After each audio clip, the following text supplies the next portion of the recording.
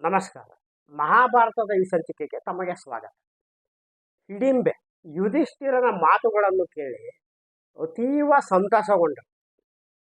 ಆದರೆ ಭೀಮ ಹೇಳಿದ, ನನ್ನದು ಒಂದು ನಿಬಂಧನೆ ಇದೆ.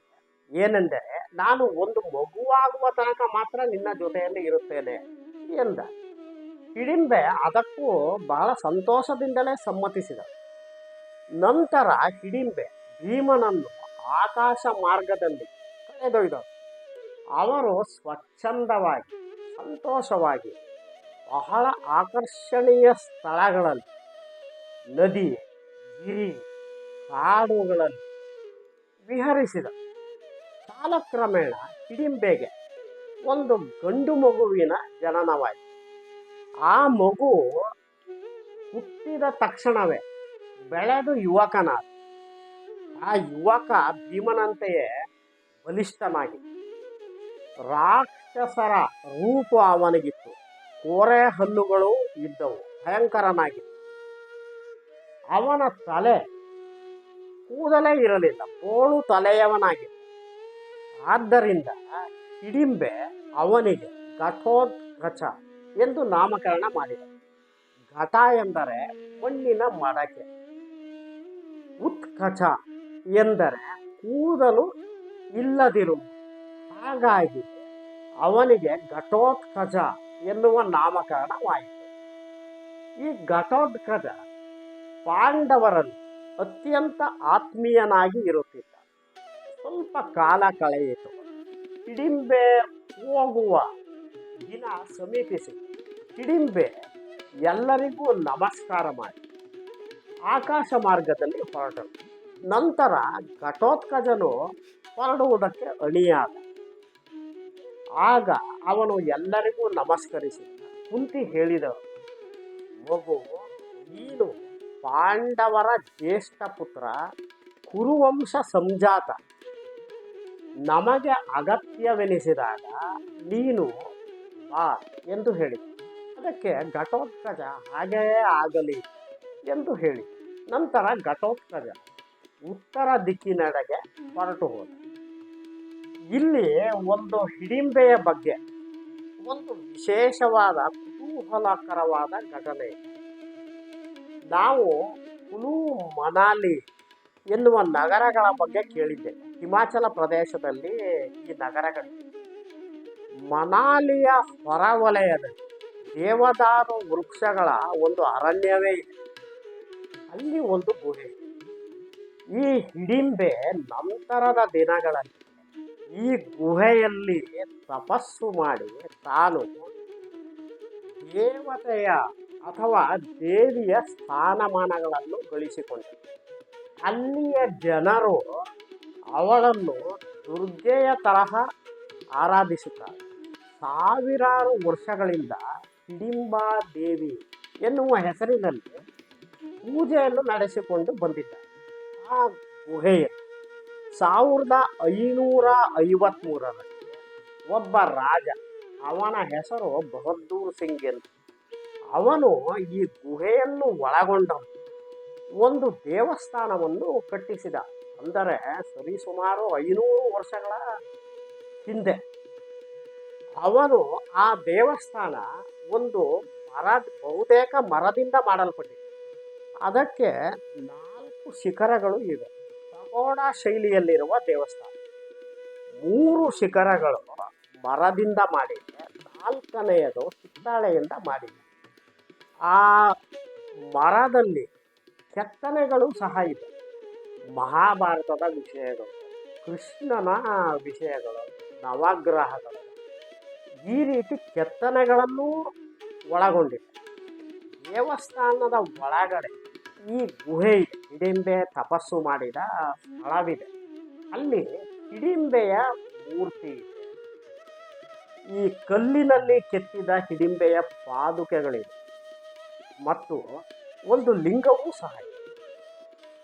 ಅಲ್ಲಿಯ ಜನ ಇದನ್ನು ಬಹಳ ಶ್ರದ್ಧಾಭಕ್ತಿಯಿಂದ ಆರಾಧಿಸುತ್ತಾರೆ. ವರ್ಷಕ್ಕೊಮ್ಮೆ ವಸಂತ ಋತುವಿನಲ್ಲಿ ಈ ಹಿಡಿಂಬಾ ದೇವಿಯ ಒಂದು ಜಾತ್ರೆ ಅಥವಾ ಉತ್ಸವ ಜರುಗುತ್ತದೆ. 3 ದಿನಗಳ ಕಾಲ ಅದು ಒಂದು ಆಧ್ಯಾತ್ಮಿಕ ಮತ್ತು ಸಾಂಸ್ಕೃತಿಕ ಸಂಗಮವೇ ಆಗಿರುತ್ತೆ. ಅಲ್ಲಿಯ ರಾಜ ಮನೆತನದವರು ಸಹ ಹಿಂದಿನಿಂದ ಈ ಹಿಡಿಂಬೆಯನ್ನು ಆರಾಧಿಸಿಕೊಂಡೇ ಬಂದಿದ್ದಾರೆ. ಜೊತೆಗೆ ಈ ದಸರಾ ನವರಾತ್ರಿಯೊಂದು ಒಂದು ರಘುನಾಥನ ಉತ್ಸವವೂ ಸಹ ಮನಾಲಿಯಲ್ಲಿ ನಡೆಯುತ್ತದೆ. ಆಗ ಆ ಉತ್ಸವ ಹಿಡಿಂಬಾ ದೇವಿಯ ಆರಾಧನೆಯಿಂದಲೇ ಶುರುವಾಗಿ ಹಿಡಿಂಬಾ ದೇವಿಯಿಂದಲೇ ಕೊನೆಗೊಳ್ಳುತ್ತದೆ. ಇಷ್ಟು ಪ್ರಾಮುಖ್ಯತೆ ಆ ಹಿಡಿಂಬಾ ದೇವಿಗೆ ಇದೆ. ಈ ಮನಾಲಿಯಲ್ಲಿ ಈ ಹಿಡಿಂಬಾ ದೇವಿಯ ದೇವಸ್ಥಾನ ಒಂದು ಪ್ರಖ್ಯಾತ ಯಾತ್ರಾ ಸ್ಥಳವೂ ಅಲ್ಲದೆ ಒಂದು ತೀರ್ಥಯಾತ್ರಾ ಸ್ಥಳವೂ ಆಗಿದೆ. ಇನ್ನು ಮತ್ತೆ ಮಹಾಭಾರತಕ್ಕೆ ಬಂದರೆ ಈ ಘಟೋತ್ಕಚ ಮತ್ತು ಹಿಡಿಂಬೆ ಹೋದ ತರುವಾಯ ಪಾಂಡವರು ಮತ್ತೆ ಕಾಡಿನಲ್ಲೇ ಸಂಚರಿಸುತ್ತಿದ್ದರು. ಏನು ಮಾಡಬೇಕು, ಎಲ್ಲಿಗೆ ಹೋಗಬೇಕು ಎನ್ನುವುದು ಅವರಿಗೆ ಅಷ್ಟು ತೋಚುತ್ತಿರಲಿಲ್ಲ.